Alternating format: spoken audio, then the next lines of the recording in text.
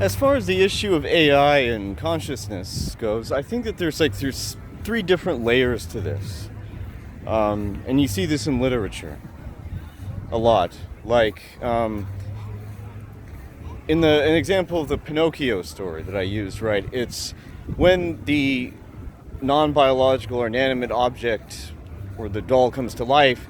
There's an element of it. That is a bit like Prince Mushkin in Dostoevsky's book The Idiot, right? That there's an innocence that in his personality that gives the story a kind of almost a spiritual dimension. I'm not saying he doesn't have flaws.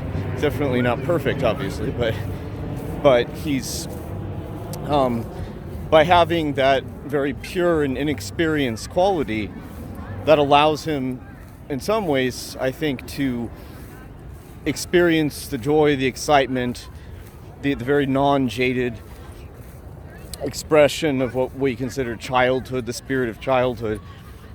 Whereas I think that the interesting thing is that when we use the same kind of theory, when we're talking about the issue of robots and the story of non-biological matter suddenly gaining a mind, that it's as if they've already, by some predetermined, I don't even know what to call it, system, they're already polluted by the system already before they even came into the world. It's like they already come into the world as psychopaths.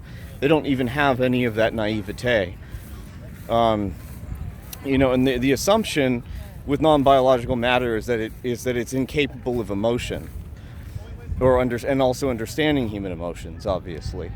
And so the entire spiritual dimension that you might see otherwise in different stories of this archetype of like the man child, and I don't mean that in a disparaging way, like or the Pinocchio, that is completely gone. And instead, I think what's scary about it makes you wonder, well, how does something before it even comes into the world have all of that predetermined in their own psyche?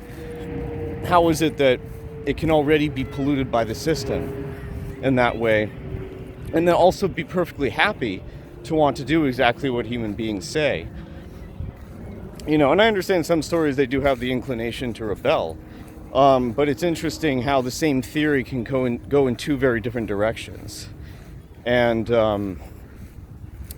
it's sad because I think much of the older stories of that sort of innocent, I guess it used to be called the holy fool. That's what there's actually this sort of little, very small subsection of Christianity where they would deliberately, these very eccentric characters, these people would deliberately humiliate themselves, or really do self-denigrating activities to kind of show this humility and a lack of pride, a lack of not seeming, I think, too uptight.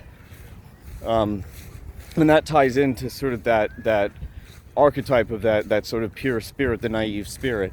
And I think, but over time, I think when you move into the technocratic world of sci-fi, it tries to kind of eradicate that, introduce something really different, even though the result in many ways is the same. It may not result in people actually having any decency, but it's like people not ultimately not being able to think for themselves and actually being permanently uneducated and permanently lacking in any understanding of the world.